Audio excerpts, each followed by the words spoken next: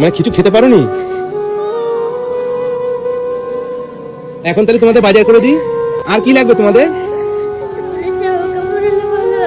জামা কাপড় হলে ভালো হয়। মানে শীতের জামা কাপড় না স্কুলের জামা কাপড়? স্কুলের জামা কাপড় ঠিকমতো খেতে পাও না তোমরা, তোমরা পড়াশোনা ঠিকমতো করতে পারছো না। এই লোকে জামা কাপড়ে জুতো ফুতো দিয়েছে তাই তোমরা পড়ছো। হ্যাঁ, তোমাদের স্কুলের ড্রেস নেই বলে তোমাদের স্কুলে ঢুকতে দিচ্ছে না। আমার একবার ক্লাস থেকে বের করে দিয়েছিল। বের করে দিয়েছে? তুমি বলোনি যে আমার বাবা মারা গেছে, আমার দাদু এরকম? বলছে এসব নাটক বাইরে গিয়ে করবি তোরা। দিদিমণি বলেছে? ভালো আছো তোমরা?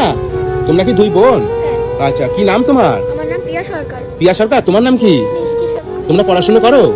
কোন ক্লাসে পড়ো তুমি? আমি টুতে পড়ো? তুমি কিসে পড়ো? আমি 5 এ পড়ি। আচ্ছা, কি অসুবিধা তোমাদের?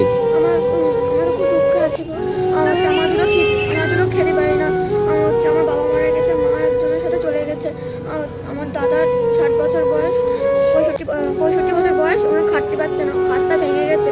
আমরা খুব অসহায়, 3 রাত 3 খাই, আমার খেতে পারি না ভালো করে। তোমরা ভালো করে খেতে পাও না? না। আচ্ছা, পড়াশোনা ঠিক মতন করতে পারো? না। কেন? আচ্ছা, আমাদের দাদা আছে চালাতে পারছে না বলে আমাদের। তোমার দাদু চালাতে পারছে না তাই তোমাদের ঠিক মতো খেতে দিতে পারে না? আচ্ছা, তোমার ঠাকুমা? আমার ঠাম্মা ঘরে আছে। ঠাকুমা ঘরে আছে? আচ্ছা, তোমার ঠাকুমাকে ডাক দাও তো। ঠাম্মা, আচ্ছা, তোমরা ঠিক মতো খেতে পাও না? আচ্ছা আচ্ছা। ঠিক মতো খেতে দিতে পারি না। আমি পড়াশোনা দাদা বলতে বন্ধ করতে হবে, পারছি না। আমি খুব দুঃখে নিয়ে আমার ঘর ভাড়া দিয়েও চালাতে পারছি না। আপনার ভাড়া থাকে? ভাড়া থাকে 3000 টাকা ঘর ভাড়া। খুব দুঃখে নিয়ে আমার শরীরে যা রোগ হয়ে গেছে, আমি দিনে চালাতে পারছি না, পড়াশোনাও করাতে পারছি না। দাদা কাছে পড়া বন্ধ করতে হবে, আর পারছি না।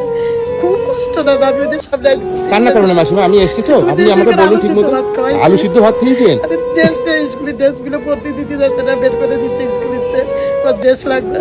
ও, তোমাদের স্কুলে পড়তে দিতে ঢুকতে দিচ্ছে না কেন? আমাদের